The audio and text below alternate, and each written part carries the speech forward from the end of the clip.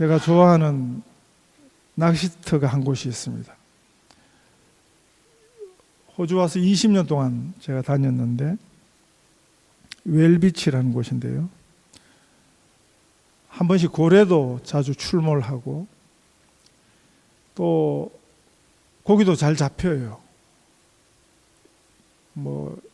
10번 가면 한 7번 정도는 잡아오는 아주 좋은 낚시터입니다. 자주 다니다 보니까 그 환경에 아주 익숙해졌습니다. 최근에 좀 오래간만에 거기를 갔는데 20년 동안 한 번도 없던 거기를 갔는데 20년 동안 한 번도 없던 일이 생겼습니다. 거기 원래 큰 바위 덩어리 하나가 있거든요. 그래서 웬만한 파도가 쳐도 그 바위 뒤에 숨으면 안전한, 좀 파도 물방울만 튀지 파도에 해를 입지 않는 그런 아주 큰 바위 덩어리가 거기 있었는데 이번에 가보니 뭐가 휑했습니다. 거기 있던 바위가 옮겨졌습니다. 20년 동안 그 자리에 있던 20년 동안 얼마나 큰 파도들이 왔겠습니까? 그래도 영향이 없던 그 바위가 이번에 가니까 어디 갔나 찾아보니까 오른쪽으로 한 10m 그 큰 바위가 파도에 옮겨져 있었습니다.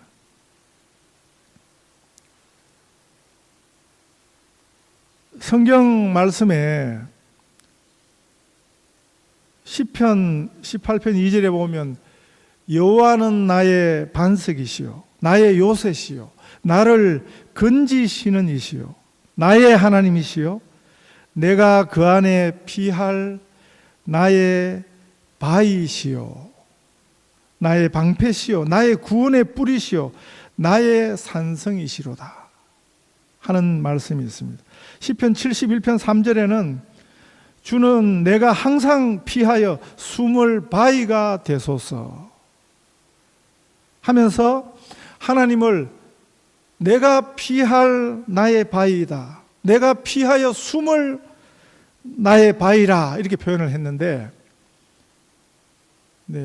20년 만에 한 번씩 움직여지는 이런 바위는 우리 하나님은 아니십니다. 우리 하나님은 반석 같은 바위시고 요새 같은 바위시고 산성이신 그런 든든한 하나님이십니다.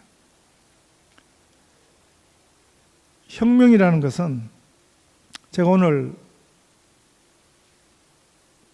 설교 제목을 나중된 자가 먼저 되는 혁명이라 이렇게 붙였습니다.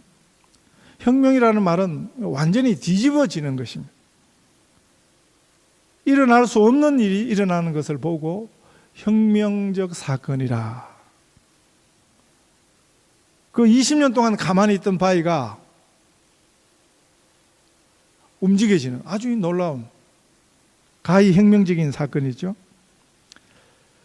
프랑스 대혁명 당시에 그때 왕비 마리 앙뚜아네트 역사 속에서 유명한 왕비 나오는데 나름대로 유명해요. 왕비인데 아주 엉뚱하고 미련하고 부정적인 의미로 아주 유명한 왕비가 프랑스 대혁명 당시 그때 왕비입니다. 사람들이 못 살겠다고 막 데모를 하고 백성들이 들고 일어났어요. 그러니까 왕궁 밖이 시끄러워졌을 거 아닙니까?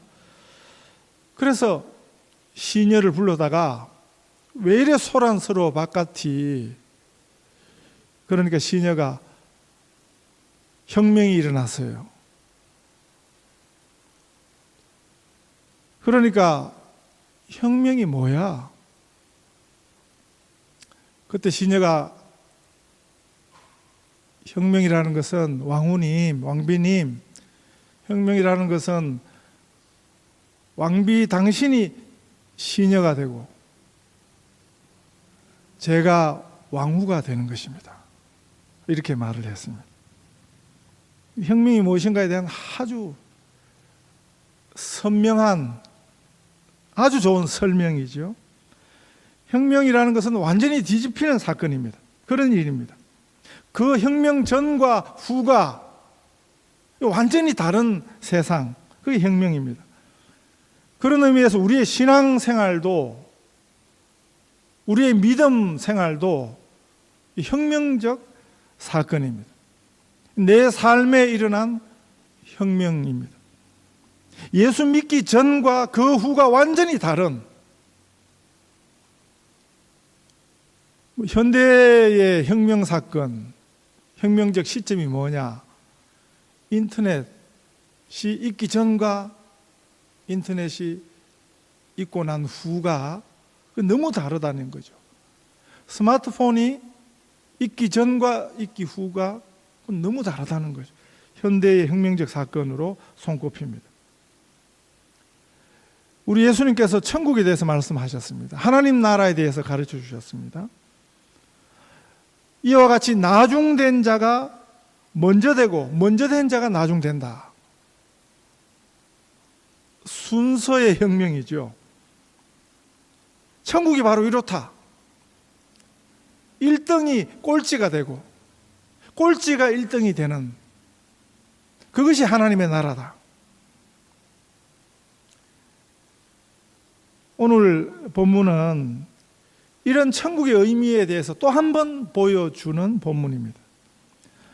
우리 예수님께서 예루살렘 이제 마지막 그 사명, 예수님이 이 땅에 오신 우리를 구원하시기 위해서, 우리를 용서하시기 위해서, 그래서 하나님 자녀 되도록 그 사명 때문에 예수님 오셨거든요. 그 마지막 사명을 감당하시기 위해서 그 예수님 생애의 마지막 일주일입니다. 마지막 일주일. 그 예루살렘을 향한 그 마지막 여정. 그 길가에 구걸하던 우리 본문에 보면 맹인 두 사람이, 시각장애인 두 사람이 예수님이 지금 그 앞으로 지나간다는 소리를 듣고 그 두 사람이 소리를 질렀습니다. 주여 우리를 불쌍히 여기소서. 다윗의 자손이여. 하고 부르짖었습니다. 그럴 때 예수님과 함께 있던 무리들이 그 두 사람을 꾸짖어 잠잠하라. 그렇게 아주 강력하게 그들을 가로막았습니다. 뭐 한두 사람이 조용해, 가만히 있어 이렇게 하는 것 하고요. 우리 본문에 보면 그 무리가, 그 말은 뭡니까? 지금 예수님과 함께 하던 그 많은 사람들이 전부 다 잠잠히 해, 조용해, 가만히 있어.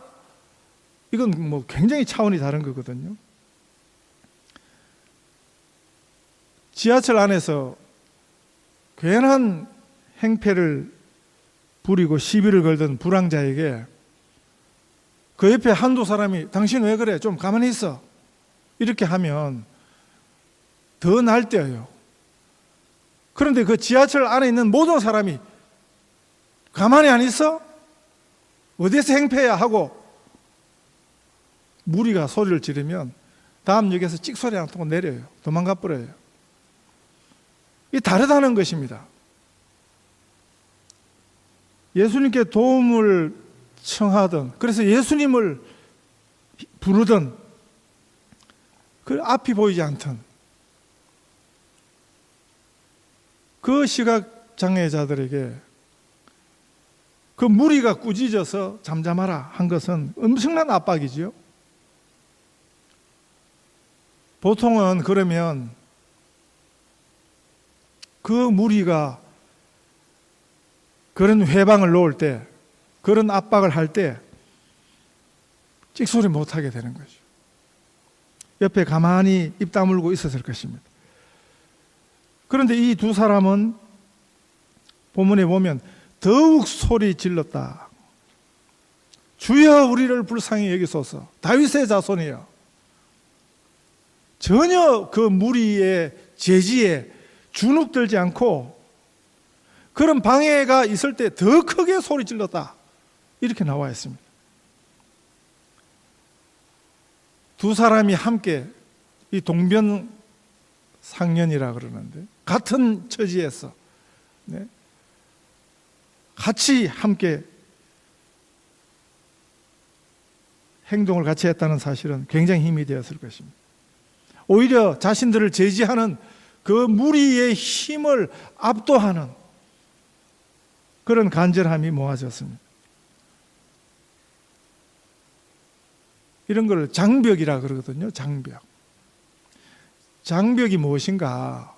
장벽은 가로막히는 것이 아니라 뛰어넘는 것이다. 이 장벽이 무엇인가에 대한 아주 건강한 설명이죠. 비슷한 말인데, 문제, 우리 인생에서 만나는 문제가 뭔가?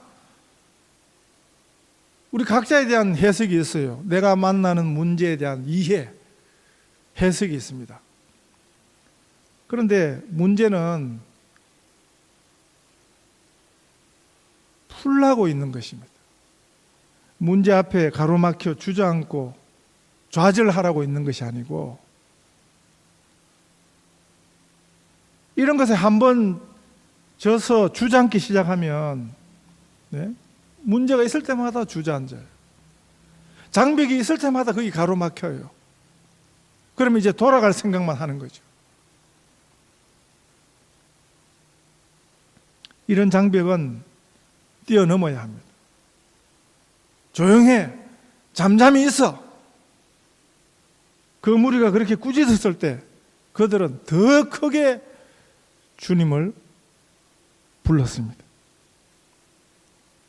그럴 때 그 두 사람의 그렇게 간절히 불렀던 예수님이 손을 내밀어 주셨습니다. 사실은 이 두 사람이 찾았던 분은 예수님이지 그 많은 사람들에게 소리 질렀던 게 아니거든요. 예수님을 불렀습니다. 예수님을 향하여 주여 우리를 불쌍히 여기소서, 다윗의 자손이여 하고 예수님께, 예수님에 대한 그 신앙을 고백했습니다. 우리 신앙 고백이 그 어떤 세력 앞에서도 결코 주눅들지 않는 비결이 바로 이것입니다. 이번 주에 우리 신권사님이 교회 카톡방에 아주 좋은 글귀 하나를 올려주셨습니다. 독일 대학의 한 노교수의 그 고백, 그 간증에서도 이 비슷한 내용이 나옵니다. 나치 패망으로 독일군이었던 그분이 연합군한테 붙들려서 지금 사형당하는, 앞에 사람들이 쭉 이제 사형당하는 그곳에서, 그 현장에서 그가 이전에 유대인 친구, 독일 나치 치하에서 가스실로 잡혀가던 그 유대인 친구가 시편 23편을 암송하던 히브리어로 그걸 자기도 배워가지고 그게 생각이 났다는 거죠. 그래서 그 죽음을 목전에 둔, 차례차례 지금 사람들이 죽어가는 자기 순서를 기다리는 그 현장이지만 자기도 평소 외우고 있던 그 시편 23편, 여호와는 나의 목자시니 내게 부족함이 없으리로다. 그가 나를 푸른 초장으로 실만한 물가로 인도하시는다. 내가 사망의 음침한 골짜기를 다닐지라도 해를 두려워하지 않을 것은 주께서 나와 함께 하심이라. 그가 평소에 외웠던 그 히브리 말로 그 시를 고백할 때, 찬양할 때 하나님 앞에서 고백한 것입니다. 그 죽음도 전혀 그를 두렵게 하지 못했습니다. 이 세상 어떤 권세도 세력도 하나님을 향한, 우리를 향하신 하나님의 사랑에서 끊을 수 없다. 로마서 8장에 보면 이런 놀라운 고백이 나와요. 이런 찬송이 있습니다. 누가 우리를 그리스도의 사랑에서 끊으리요? 환난이나 곤고나 박해나 기근이나 적신이나 위험이나 칼이랴. 기록된 바 우리가 종일 주를 위하여 죽임을 당하게 되며 도살당할 양같이 여김을 받았나이다 함과 같으니라. 그러나 이 모든 일에 우리를 사랑하시는 이로 말미암아 우리가 넉넉히 이기느니라. 내가 확신하노니 사망이나 생명이나 천사들이나 권세자들이나 현재일이나 장래일이나 능력이나 높음이나 깊음이나 다른 어떤 피조물이라도 우리를 우리 주 그리스도 예수 안에 있는 하나님의 사랑에서 끊을 수 없으리라. 그 무리가 떼거지로 달라들면서 그 두 사람, 시각장애인을 막으려 했지만 그 앞이 안 보이고 행동이 부자연스러운, 그래서 구걸하며 살던 거지 처지에 있던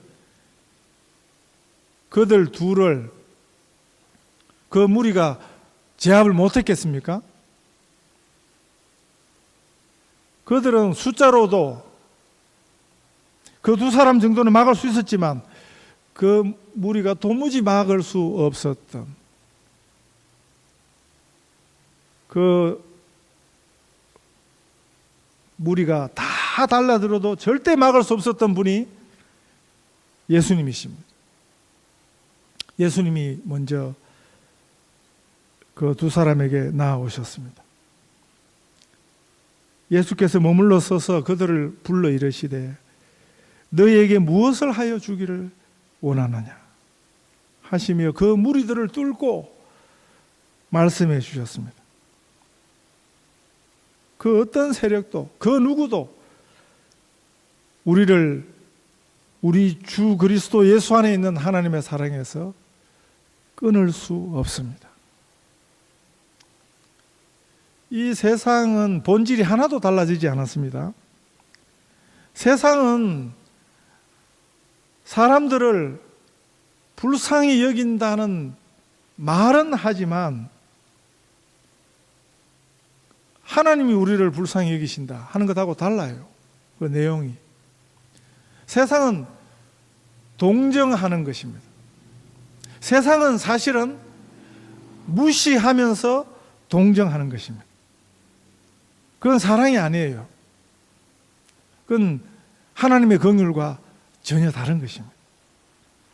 그래서 세상에 우리 약함을 자꾸 내어 보이면 그것만큼 사실은 더 세상이 우리를 무시합니다. 세상 앞에서는 절대 약해지지 마세요.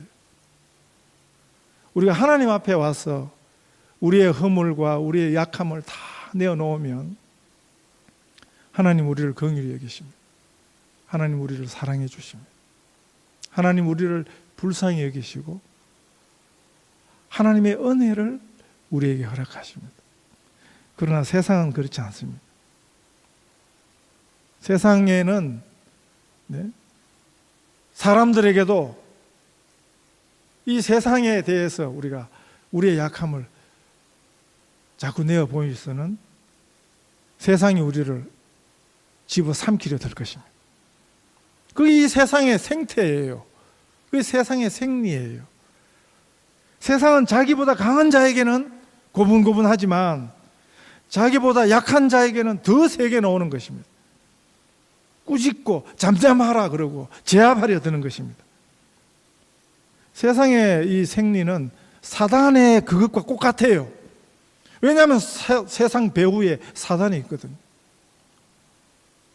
그게 성경이 가르쳐주고 있습니다. 세상이 바로 이런 곳이라고. 그게 성경이 가르쳐주는 세상의 정체입니다. 그래서 그런 세상에 기대어서는 안 되는 것입니다. 그래서 성경은 세상이나 세상에 있는 것들을 사랑치 말라 이렇게 가르쳐 주십니다. 우리는 이 세상 안에 살지만 세상 안에 빠져들어서는 안 되는 것입니다. 우리는 세상 속에 있지만 하나님을 바라보아야 하는 것입니다. 하늘에 계신 우리 아버지여, 세상을 살지만 우리는 늘 이렇게 하나님을 바라보며 기도해야 합니다. 우리가 하나님만 바라보면 이 세상이 뭐라고 그러든지 간에 개의치 않을 수 있습니다. 세상이 어떻게 나오든지 간에 그런 거 다 무시하며 살 수 있습니다. 하나님의 자녀는 이 세상에 눈치 보고 살 이유가 없어요. 우리가 하나님의 자녀인데, 하늘에 계신 우리 아버지 이렇게 살아야지, 세상이 뭐라고 하는지, 세상이 어떻게 나오는지 세상 따라 살 일이 없는 것입니다. 세상을 따라 살면 참 피곤해져요. 세상 기세에 눌려가지고 찍소리 못하게 되고요, 세상에 한 번 끌려다니기를 시작하면 끝이 없어요. 사실은 그딴 것들은 하나도 떨 일이 아닌데, 우리 하나님의 자녀들에게는 그건 전혀 떨 일이 아니에요. 그거 아무것도 아니에요. 그거 다 속는 것입니다. 이 두 맹인 시각장애자를 보세요. 그 무리가 꾸짖고 잠잠하라고 소리치어도 하나도 개의치 않습니다. 전혀 기죽지 않습니다. 오히려 더 크게 예수님을 부릅니다. 그러니까 우리 예수님이 그 호소를 들으시잖아요. 이 두 사람은 사람들을 향해서, 세상을 향해서 도움을 구한 것이 아니었습니다. 예수님을 불렀습니다. 예수님을 찾았습니다. 예수님께 구했습니다. 하나님의 구원을 간절히 구했습니다. 성경은 무엇을 가르쳐 줍니까? 이럴 때 우리 하나님은 반드시 응답하신다. 하나님을 간절히 찾는 자에게 우리 하나님은 반드시 응답하신다.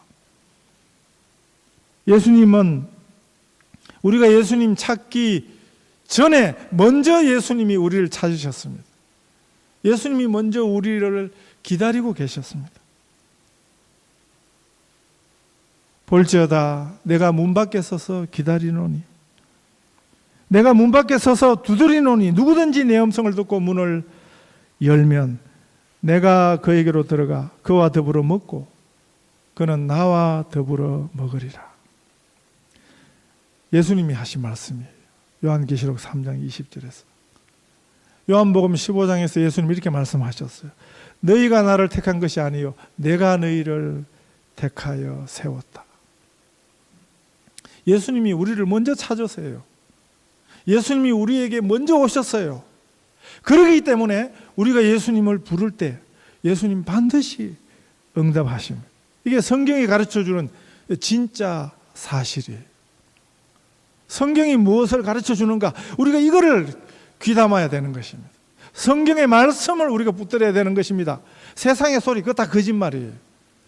그 세상 배후에 사단이 있다고 성경이 가르쳐 주십니다. 그 무리들은, 그 사람들은요, 이 두 사람의 부르짖음을 싫었습니다. 그래서 막으려 들었습니다. 이게 세상식입니다. 이미 마태복음 9장에 예수님께서 다른 맹인 두 사람을 눈을 뜨게 한 사건이 있거든요. 그런데 세상은 달라지지 않습니다. 그 무리들 안에는 제자들도 있거든요. 이미 그 사실을 아는 제자들이 있었지만 하나도 달라지지 않습니다. 마치 그들은 예수님과 함께 예수님을 둘러싸서 예수님과 함께 하는 듯 보였지만 그들의 중심, 그들의 마음은 우리 예수님과 전혀 다른 마음이었습니다. 이게 무리의 특징이에요. 이게 군중의 특징이에요. 그러면서도 마치 예수님을 위하는 척 했던, 그러나 그것은 예수님을 위한 것이 아니었습니다. 맹인이라고 구걸하며 살던 사람이라고 무시하고 마음대로 판단하고, 그거 예수님이 원하시는 게 아니에요. 그런 일은 사단이 좋아하는 것입니다. 약자라고 무시하고, 네? 그건 마귀가 좋아하는 것입니다. 예수님은 굉장히 싫어하세요. 성경을 잘 읽어보십시오. 예수님께 가까이 나오던 어린아이들을 꾸짖던, 무시하고 내쫓던 그런 생각, 이 두 맹인을 가로막고 그들을 꾸짖던 이런 행동, 예수님이 원하시는 일이 아니에요. 예수님이 굉장히 싫어하십니다. 성경이 가르쳐주는 우리 하나님은 어떤 분이십니까? 고아와 과부 그리고 나그네를 사랑하던 분입니다. 특별히 그 분들을 챙기는 분이 하나님이십니다. 고아와 과부를 위하여 정의를 행하시며 나그네를 사랑하며 그에게 떡과 옷을 주시고, 너희 중에 분깃이나 기업이 없는 레위인과 내 성중에 거류하는 객과 나그네란 말이거든요. 고아와 과부들이 와서 먹고 배부르게 하라. 그리하면 내 하나님 여호와께서 내 손으로 하는 범사에 내게 복을 주시리라. 성경에 보면 구약의 신명기서에 이런 말씀이 13번 나오는데요. 여기 보면 레위인들과 고아와 과부, 나그네를 동급으로 다루라. 우리가 현대교회가 오늘 목사, 교역자들의 구약적 전신, 이 레위인이거든요. 그 레위 지파 제사장이 나오고 거기서 성전 예배를 수종드는, 그래서 목사들에게, 교육자들에게 대부분 교회가 잘해요. 그런데 성경에 보면 그 레위인을 언급할 때 항상 언급되는 세 부류의 사람들이 고아와 과부와 나그네입니다. 여러분 나중에 성경 한번 찾아보십시오. 그게 우리 하나님의 마음이에요. 약자를 대하는 우리 아버지의 마음입니다. 약하다고 무시하고 그들이 예수님께 나오는 것을 가로막고 회방하는 것, 그건 순마귀적이에요. 그건 순세상적입니다. 세상에 이런 본질이 하나도 달라지지 않았습니다. 이 두 사람은 오직 예수님만 바라보았습니다. 예수님의 긍휼을 구했습니다. 그럴 때 예수님께서 그들을 부르셨습니다. 이 두 사람은 눈만 뜬 게 아니에요. 눈 뜨고 예수님을 따르는 제자가 되었습니다. 이 제자들 중에 순서상으로는 제일 마지막 된 제자지만 먼저 제자된 그 제자들과 달랐습니다. 이 두 사람은 눈이 떠여서 세상만 보게 된 것이 아니라 하나님의 세상을 보게 되었습니다.